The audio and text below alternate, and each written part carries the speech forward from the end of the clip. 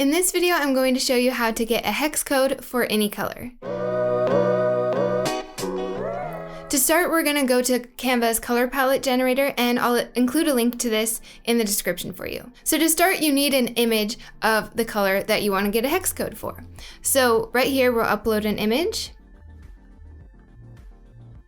And once you upload it, it pulls 4 colors out of it. So obviously there are more than 4 colors in this image. So if you wanted to get all of those colors, just take a screenshot of the specific colors, up to 4 of them that you want. And then right here, you can just hit copy and it's gonna copy this hex code. And then once you go into Canva, let's grab a template here. Now when you select an element and click right here, this is where you will paste that hex code. If you want to use these colors pretty often, you can go into Brand Kit and set up a color palette right here. Then that will show up right here as a custom color palette for you.